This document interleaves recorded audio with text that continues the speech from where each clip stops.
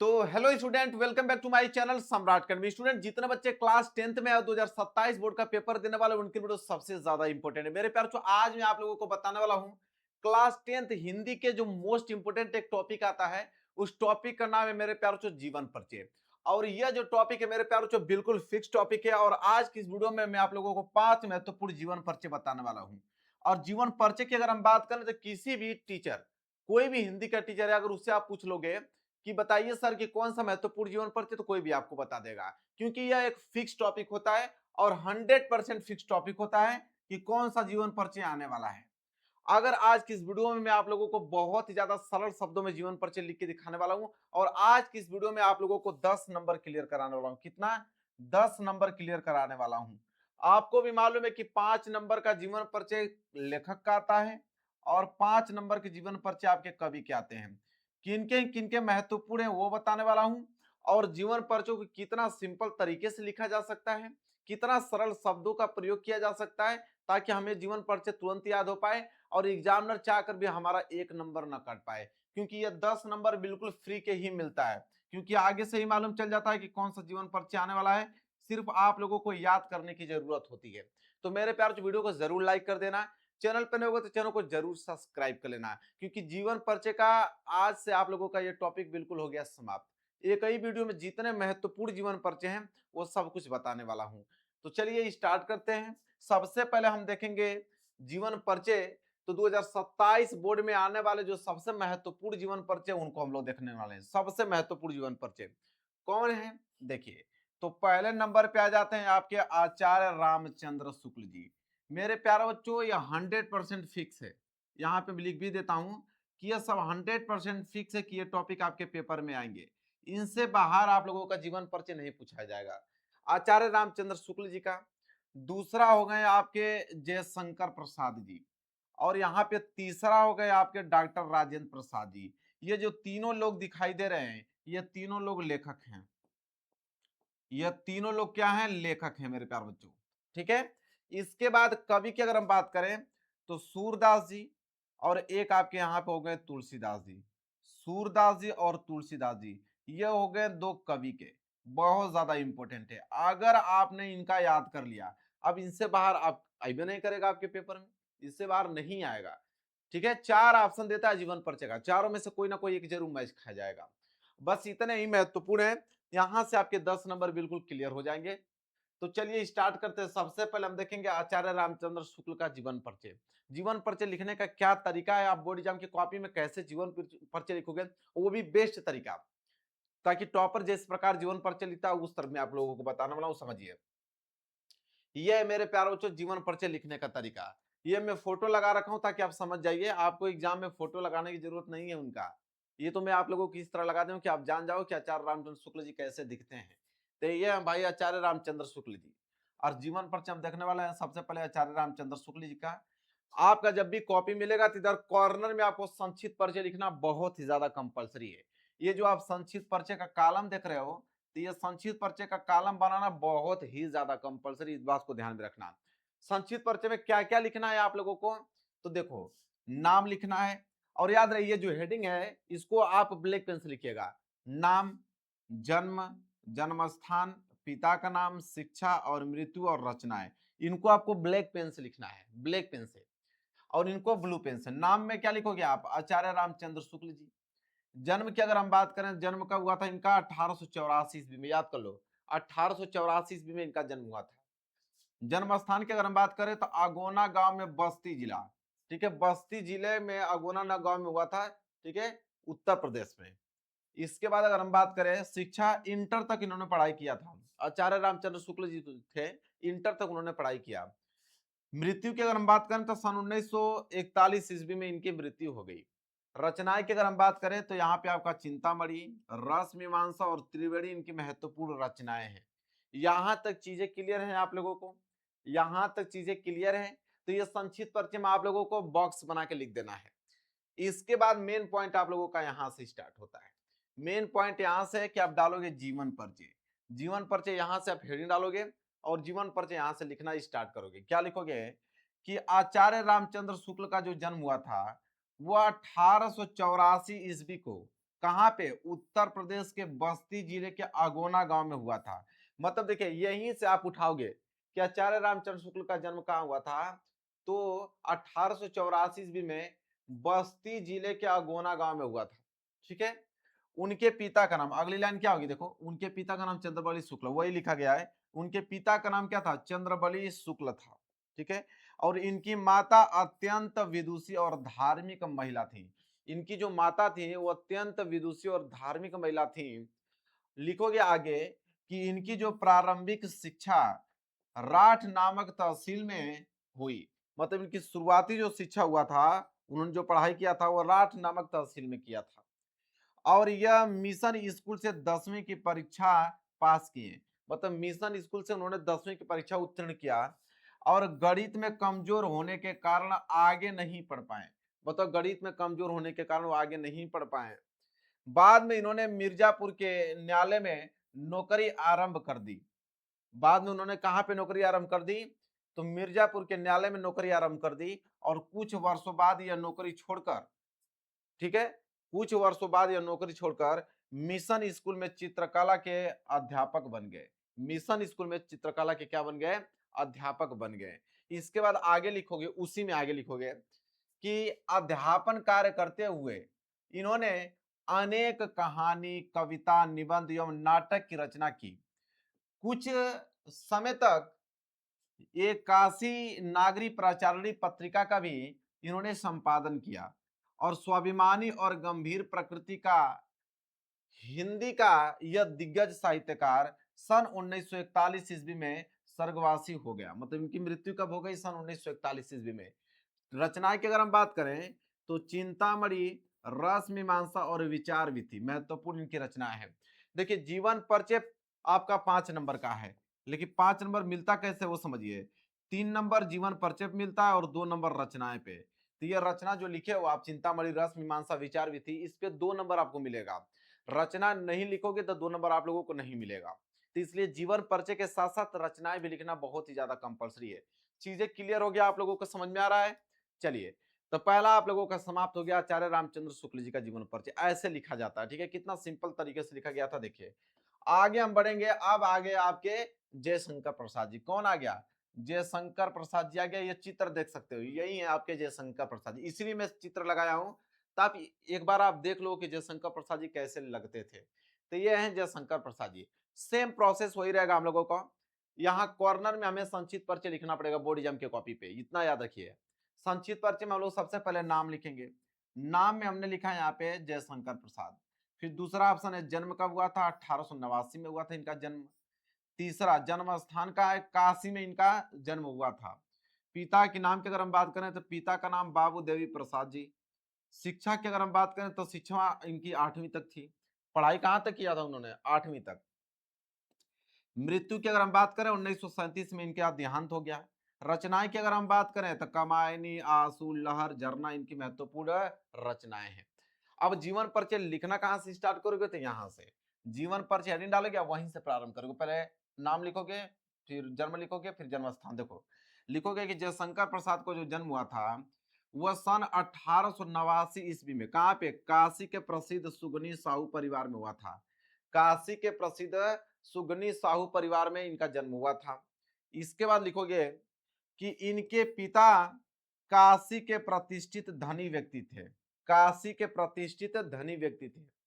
और इनकी जो प्रारंभिक शिक्षा घर पर ही हुई। स्वाध्याय से ही, मतलब खुद से ही उन्होंने अंग्रेजी, संस्कृत एवं उर्दू भाषा को सीख लिया। मतलब स्वयं से ही उन्होंने पढ़ाई किया अंग्रेजी का, संस्कृत का एवं उर्दू का। और इसके साथ ही इन्होंने वेद पुराण, दर्शन तथा इतिहास का तथा तथा इतिहास का गहन अध्ययन किया। कुछ समय पश्चात माता पिता तथा बड़े भाई की मृत्यु हो जाने पर इन्होंने परिवार और व्यवसाय संभालने की जिम्मेदारी अपने ऊपर ले ली। इन्होंने व्यवसाय संभालना ही था, ठीक है, क्योंकि इनको व्यवसाय संभालना ही था कि एक के बाद एक इनके भाभी और पत्नी की भी मृत्यु हो जाने से इनके ऊपर विपत्तियों का पहाड़ टूट पड़ा। ठीक है, मतलब आगे चल जैसे माता पिता भाई का देहांत हुआ, आगे चल के भाई जैसे व्यवसाय उन्होंने संभाला, तो आगे चल के उनकी भाभी की भी मृत्यु, उनकी पत्नी की भी मृत्यु हो गई। ठीक है, इसके बाद आगे लिखिएगा उसी में कि इन सभी घटनाओं से प्रसाद जी का शरीर चिंताओं से जर्जर होने लगा और क्षय रोग से ग्रसित हो गए। 14 नवंबर 1937 ईस्वी को 48 वर्ष की अल्पायु में ही इस संसार को अलविदा कह गए। 48 वर्ष की आयु में इनकी मृत्यु हो गया सन 1937 में 14 नवंबर। रचनाएं की अगर हम बात करें तो कंकाल, तितली, इरावती इनकी महत्वपूर्ण जो है वो रचनाएं हैं। नोट कर लें, इसका पीडीएफ चाहिए आप लोगों को, पीडीएफ मिल जाएगा फ्री में आप लोगों को। पीडीएफ इसी वीडियो के डिस्क्रिप्शन में मेरे चैनल का आप लोगों को मिल जाएगा एप्लीकेशन का लिंक।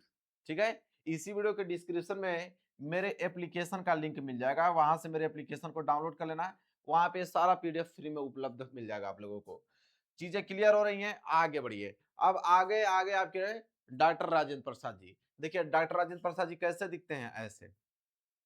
यह है आपके डॉक्टर राजेंद्र प्रसाद जी, ध्यान से इनको देख लीजिए। डॉक्टर राजेंद्र प्रसाद जी देख लिया आपने। जब बोर्ड एग्जाम की कॉपी में लिखोगे सबसे पहले आप संक्षिप्त परिचय लिखोगे। संक्षिप्त परिचय में सबसे पहले आप नाम लिखोगे। नाम में तो वही आपका डॉक्टर राजेंद्र प्रसाद जी रहने वाला है। जन्म की अगर हम बात करें तो जन्म हुआ था 1884 ईस्वी में। जन्म स्थान की अगर हम बात करें तो छपरा जिले के जीरादेई नामक गांव में हुआ था। पिता का नाम की अगर हम बात करें, पिता का नाम महादेव सहाय था। इसके बाद शिक्षा की अगर हम बात करें तो एमए किया था और एलएलबी भी उन्होंने किया था। मृत्यु की अगर बात करें 1963 ईस्वी में मृत्यु हो गया। रचनाएं की अगर हम बात करें तो मेरी आत्मकथा, मेरी यूरोप यात्रा इनकी महत्वपूर्ण रचनाएं हैं। इतना आपको कॉर्नर में संक्षिप्त परिचय में लिख देना है। इसके बाद यहाँ पे हेडिंग डालेंगे आप लोग जीवन परिचय। जीवन परिचय हेडिंग डालने के बाद लिखेंगे कि डॉक्टर राजेंद्र प्रसाद का जो जन्म हुआ था सन 1884 ईस्वी में बिहार राज्य के छपरा जिले के जीरादेई नामक ग्राम में हुआ था। इसके बाद लिखिएगा अगली लाइन कि इनके पिता का नाम महादेव सहाय था और इनका परिवार गांव का एक सम्मानित कृषक परिवार था। इनका जो परिवार था गांव का सबसे सम्मानित कृषक परिवार था, कृषि करने वाला परिवार था। और इन्होंने कोलकाता विश्वविद्यालय से एमए तथा एलएलबी की परीक्षा उत्तीर्ण की। कहां से? कोलकाता विश्वविद्यालय से एमए और एलएलबी की परीक्षा उत्तीर्ण की। और यह प्रतिभाशाली एवं मेधावी छात्र थे, मतलब पढ़ने में बहुत ही ज्यादा इंटेलिजेंट थे और ये परीक्षा में सदैव प्रथम स्थान आते थे, मतलब इतना पढ़ने में अच्छे थे कि हमेशा फर्स्ट डिवीजन आते थे। कुछ समय तक मुजफ्फरपुर कॉलेज में अध्यापन कार्य करने के पश्चात ये पटना और कोलकाता हाई कोर्ट में वकील भी रहे। और इनका जो झुकाव प्रारंभ में ही राष्ट्र सेवा की ओर था। इनका झुकाव जो है प्रारंभ शुरू से ही राष्ट्र सेवा की ओर था। ठीक है, सन 1917 ईस्वी में इन्होंने चंपारण आंदोलन में भी क्या किया, भाग लिया था। और इनकी प्रतिभा और कर्तव्य निष्ठा, ठीक है, कर्तव्य निष्ठा और ईमानदारी और निष्ठा से प्रभावित होकर इन्हें भारत गणराज्य का प्रथम राष्ट्रपति बनाया गया। तो भारत गणराज्य का प्रथम राष्ट्रपति डॉक्टर राजेंद्र प्रसाद को बनाया गया था, याद रख लेना। जीवन भर निस्वार्थ सेवा करते हुए 28 फरवरी 1963 ईस्वी को इनका क्या हो गया, निधन हो गया। ठीक है, क्लियर हो गया आप लोगों को मेरे प्यार बच्चों। और इनकी रचनाएं तो मैंने यहाँ पे बताया आप लोगों को। रचनाएं क्या थी? मेरी आत्मकथा, मेरी यूरोप यात्रा। रचनाएं लिखना बहुत ही ज्यादा कंपल्सरी है, लिख लेना आप लोग। ठीक है, अब चलिए आगे बढ़ते हैं। यहां तक लेखक का तो हमने बता दिया तीन। अब आ गए यहाँ पे कवि। कवि के सबसे मोस्ट इंपोर्टेंट में आते हैं सूरदास जी। ठीक है, सूरदास जी। तो सूरदास जी को पहले देख लो कैसे दिखते हैं। यह है सूरदास जी का फोटो मैंने ले लगा रखा है ताकि आप देख पाओगे सूरदास जी कैसे हैं। इसके बाद संक्षिप्त परिचय की अगर हम बात करें, संक्षिप्त परिचय में आपको लिखना पड़ेगा सबसे पहले नाम। नाम में वही सूरदास जी। जन्म की अगर हम बात करें, जन्म होगा 1478 ईस्वी में। जन्म स्थान की अगर हम बात करें, इनका जन्म हुआ था रूनकता। ठीक है, पिता का नाम की अगर हम बात करें रामदास। मृत्यु की अगर हम बात करें तो 1583 ईस्वी में इनकी मृत्यु हो गई थी। रचनाएं की अगर हम बात करें तो सूरसागर, सूरसरावली इनकी महत्वपूर्ण रचनाएं हैं। इतना पॉइंट लिखने के बाद तब आप हेडिंग डालोगे यहाँ पे जीवन परिचय। इसके बाद लिखना प्रारंभ कीजिए जीवन परिचय। तो सूरदास जी का जो जन्म हुआ था वो 1478 ईस्वी में, कहाँ पे? आगरा से मथुरा जाने वाली सड़क के पास रूनकता नामक ग्राम में हुआ था। जब आगरा से मथुरा जब जाएंगे तो उसी रास्ते में एक रूनकता नामक गांव पड़ेगा, वहीं पे इनका जन्म हुआ था। लेकिन कुछ विद्वान इनका जो जन्म है वो दिल्ली के निकट सिही ग्राम में मानते हैं। तो कुछ विद्वान इनका जो जन्म मानते हैं वो दिल्ली के निकट सिही ग्राम में मानते हैं। सूरदास जी जन्मांध थे, इस विषय में भी अनेक मतभेद है। बहुत सारे जो ऐसे हैं वैज्ञानिक, उन्होंने कहा कि नहीं, सूरदास जी जन्म से अंधे नहीं थे। ठीक है, तो वही कह रहा कि इस विषय में भी अनेक मतभेद हैं। सूरदास जी की रुचि बचपन से ही भगवत भक्ति के गायन में थी और इनसे भक्ति के एक पद सुनकर पुष्टि मार्ग के संस्थापक महाप्रभु वल्लभाचार्य ने इन्हें अपना शिष्य बना लिया। देखिए इनका गुरु थे कौन? वल्लभाचार्य शिष्य। जब यह एक पद गाकर सुनाए वल्लभाचार्य जी को तो वल्लभाचार्य जी को इतना ज्यादा पसंद आया कि वो इनको अपना शिष्य बना लिए। ठीक है, फिर इसके साथ ही वे श्रीनाथ जी के मंदिर के कीर्तन का सारा भार संभालने लगे। ठीक है, इसके बाद श्रीनाथ जी के मंदिर का कीर्तन का सारा भार संभालने लगे। एक कीर्तन लिखा है, मालूम चल रहा है ना आप लोगों को? चलिए मैं मिटा देता हूँ यहाँ पे ताकि इनका अच्छे से क्लियर हो पाए। ये देखिए कीर्तन लिखा है, अब दिख रहा है आप लोगों को? चलिए आगे बढ़ते हैं। देखो उसी के जस्ट आगे लिखोगे आप कि श्री वल्लभाचार्य जी के पुत्र विठलनाथ ने, श्री वल्लभाचार्य जी के पुत्र विठलनाथ ने अष्ट छाप के नाम से 8 कृष्ण भक्त कवियों का जो संगठन किया था। सूरदास उसके सर्वश्रेष्ठ कवि थे। वे गौ घाट पर रहकर जीवन भर श्री कृष्ण की लीलाओं का गायन करते रहे। सूरदास जी की मृत्यु जो हुआ था सन 1583 ईस्वी में। ठीक है, कहाँ पे? गोसाई विठलनाथ के सामने पारसौली नामक ग्राम में हुआ था। मतलब इनका मृत्यु पारसौली नामक ग्राम में हुआ था, वो भी विठलनाथ के सामने हुआ था। कब? 1583 ईस्वी में हुआ था। रचनाएं की अगर हम बात करें तो सूर सागर, सूर सरावली, साहित्य लहर, इनके महत्वपूर्ण जो है रचनाएं हैं। इसमें भी वही काम चलता है। 5 नंबर का अगर जीवन परिचय है तो 3 नंबर जीवन परिचय पे और 2 नंबर रचनाएं पे मिलता है। मेरे प्यार बच्चों, इतना सरल शब्दों का प्रयोग कोई नहीं किया होगा। ठीक है, आराम से नोट कर लीजिए और इसी तरह बोर्ड एग्जाम में लिख के लेके आना है। 10 नंबर आप लोगों के फिक्स है। आगे बढ़ते हैं। अगला अगले आ गए आपके कौन? तुलसीदास जी। देख लीजिए तुलसीदास जी का फोटो में लगाकर लेकर आया हूँ। यह है आपके तुलसीदास जी। ठीक है, इसके बाद जब भी आप जीवन परिचय लिखने जाओगे तो वही काम सेम, इधर आप लोगों को संक्षिप्त परिचय लिखना पड़ेगा। तो इधर कॉर्नर में आप क्या लिखेंगे? संक्षिप्त परिचय। सबसे पहले नाम लिखेंगे, नाम में आप तुलसीदास लिखिए।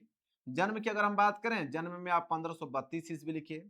जन्म स्थान की अगर हम बात करें, राजापुर बांदा जिले में हुआ था। बांदा जिले में एक राजापुर गांव पड़ता है, वहां पे इनका जो है जन्म हुआ था। पिता की नाम बताएं तो पिता का नाम था आत्माराम, माता का नाम था हुलसी।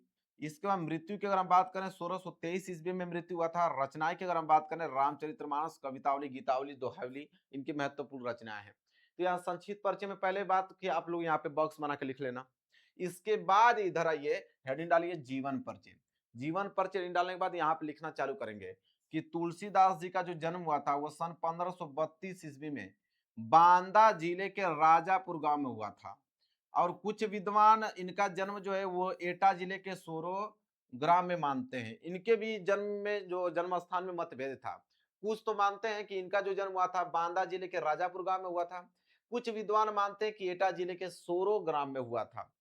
इसके बाद लिखेंगे कि तुलसीदास सरयू पारणीय ब्राह्मण थे। तुलसीदास जी थे सरयू पारणीय ब्राह्मण थे और इनके पिता आत्माराम दुबे और माता हुलसी ने अमुक्त मूल नक्षत्र में उत्पन्न होने के कारण इन्हें त्याग दिया। ठीक है, मतलब अमुक्त, ठीक है, अमुक्त नक्षत्र में जैसे पैदा होने के कारण इनके माता पिता तुलसीदास जी को क्या कर दिए? त्याग दिए बचपन में ही। और इनका जो बचपन है वो अनेकानेक आपदाओं के बीच जो है वह व्यतीत हुआ। सौभाग्य से इन्हें बाबा नरहरिदास का वरदस्त प्राप्त हुआ। ठीक है, उनको कौन मिला? नरहरिदास ने मिले और इनकी कृपया से इन्हें शास्त्रों के अध्यापन और अनुशील का जो अवसर प्राप्त हुआ। तुलसीदास का विवाह जो है वह सुंदर और विदुषी कन्या किससे हुआ? रत्नावली के साथ हुआ। इनके पत्नी का नाम भी आपको मालूम होना चाहिए कि इनकी पत्नी जो है वो रत्नावली, रत्नावली के साथ इनका विवाह हुआ। ठीक है, इसके बाद आगे लिखोगे आगे लिखोगे कि ये अपनी पत्नी के प्रेम में अनुरक्त रहते थे, मतलब ये अपनी पत्नी से बहुत ही ज्यादा प्रेम करते थे। एक बार पत्नी के डांट से इन्हें वैराग्य उत्पन्न हो गया, एक बार पत्नी ने इनको डांट दिया तो घर छोड़कर वैराग्य हो गए। ठीक है, वही बोला कि और ये काशी चले गए, घर छोड़कर कहाँ चले गए, काशी चले गए, और अपनी अनेक रचनाएं जैसे काशी, चित्रकूट और अयोध्या में लिखे। बहुत सारी जो रचनाएं हैं वो काशी में, चित्रकूट में और अयोध्या में जाकर लिखे। काशी के 80 घाट पर सन 1623 ईस्वी में हुआ। अगर इनकी मृत्यु की अगर हम बात करें, ठीक है, आप लिखिएगा, इनकी मृत्यु 80 घाट पर सन 1623 ईस्वी में हो गया था। रचनाएं की अगर हम बात करें तो कवितावली, दोहावली और रामचरितमानस इनकी महत्वपूर्ण रचनाएं हैं। ठीक है, समझ में आ गया आप लोगों को? चलिए, बस इतना ही था। 5 अगर आप लोगों को जीवन परिचय याद है, इससे बाहर नहीं आएगा आपके एग्जाम में, और इतना सरल टॉपिक हमने अच्छे तरीके से एक्सप्लेन करके बता दिया। अगर वीडियो पसंद आए तो वीडियो को जरूर लाइक कर देना, चैनल पर नए हो तो चैनल को जरूर सब्सक्राइब कर लेना। मिलेंगे एक प्यारे से नेक्स्ट वीडियो में, तब तक के लिए धन्यवाद।